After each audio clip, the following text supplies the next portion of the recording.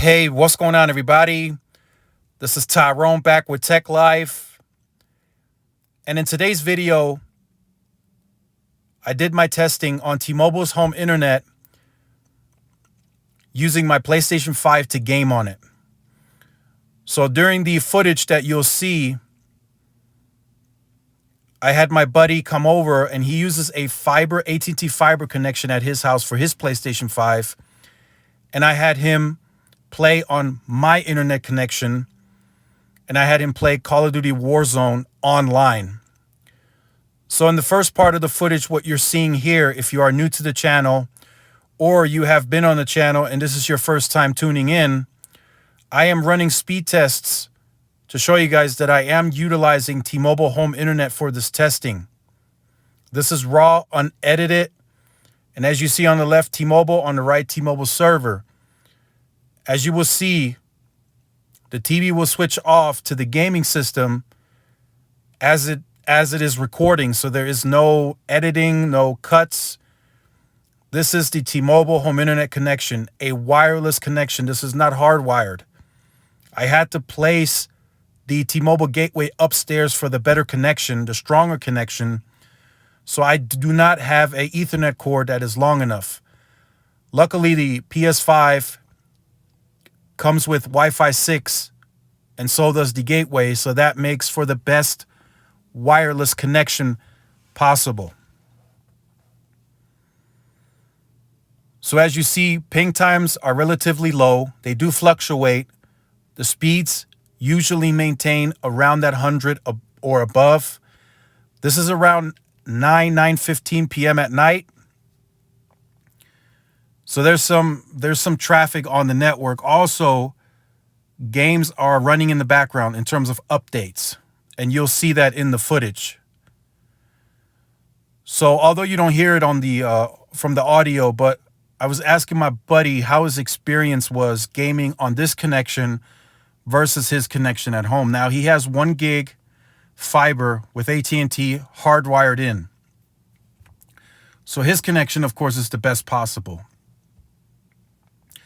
Just interesting enough, just to throw this in this video to let you guys know, when I was using fiber at my old place where I was staying at, I had AT&T fiber as well. And he has the same experience on his fiber. For whatever reason, AT&T does not route the traffic here locally. It's routed from Plano, Texas.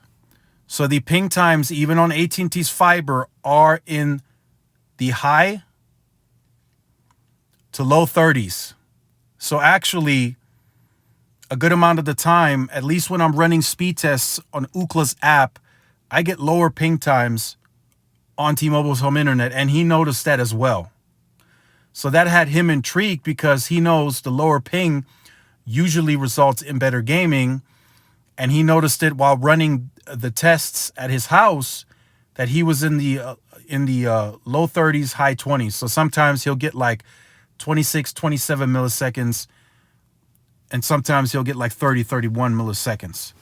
So he noticed that right away while I was running the speed tests. He said, hey, you consistently get lower pings than I do on AT&T fiber. So he noticed that right away. So as he is gaming and getting into the game, he told me right away he doesn't feel a difference or anything worth noting. So just right off the bat. So again, before I continue with my dialogue,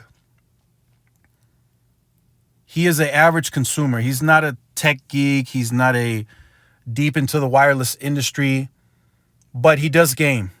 He does game quite a bit, and he usually likes to have the best connection or the better connection that he can possibly have to play online. I do not play online too much. Sometimes I do, but mostly I do single player games or sports games. I don't play online too much. Every now and then I do. So his input for me was really important, so I can relate that back to you guys on the channel. For those of you who have been on the channel or who are new to the channel or who are first-time viewers on this video, maybe you're interested in T-Mobile's home internet. And this may make you decide to get the services. Now, again, everybody's experience is going to be different. My experience may vary from your experience. Keep that in mind. 100% of the time, your experience may be better than mine, may be worse than mine.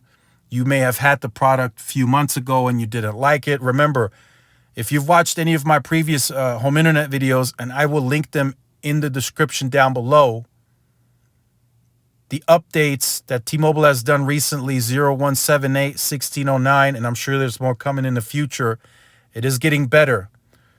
I could tell you guys right off the bat, right now in this video, it can handle the streaming no problem. 4K, 1080p, 60.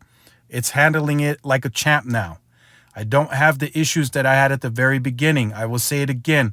The beginning, when I first got the product, it was a nightmare. This was before it launched publicly, and it was in beta. It was a complete, total nightmare. I couldn't utilize it. I had to go revert back to my AT&T U-verse 50 down, 10 up.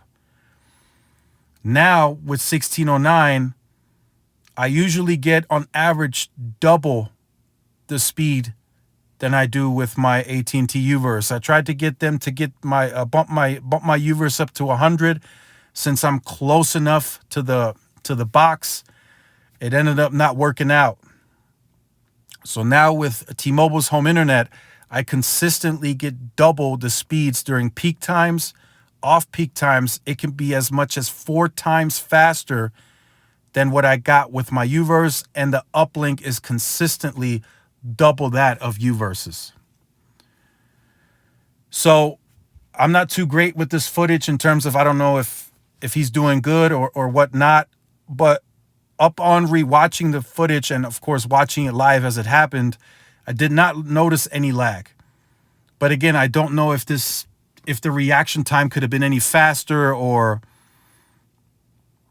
if the up on clicking the button to shoot the gun, if it could have been any faster in terms of the reaction time, or response time, I should say. So if you're watching this and you're a gamer, comment in the comment section down below if you think this looks good to you in terms of the movement and smoothness. You know, let us all know in the comment section. I'd like your input too, because some people that may watch this video new that may be interested in the service, they may read the comment section as well and take your input and, you know, create their own opinion about the product, or create their them wanting to buy it. So it's about 15 minutes long. I'm not going to give you dialogue the entire video, but just my feedback. It's for $50. If it stays that price, I'm sure if you get it now and you're grandfathered in, you'll keep it at the 50. I think the 50 is just really going to be a promotional offering. They're going to bump it to 60 if they haven't already. I haven't checked in the last few days, but T-Mobile thinks and speaks of this product very highly. I can agree now that my experience has changed and it's gotten better, but is it worth the $60 price point? If you can get fiber in your neighborhood, and let's say you can get 300 megs, you don't have to go for the gig. Let's say you get 300 up, 300 down for AT&T fiber at that $45, $50 price point, I would still go with the fiber. This can fluctuate. It 100% can. As you saw in the testing earlier in the speed testing when I started the video, you'll see the ping fluctuate, the jitter fluctuate, and the speeds fluctuate as well. So it's not a constant connection. And that's just what it is, since it's over the wireless network. It's fixed wireless.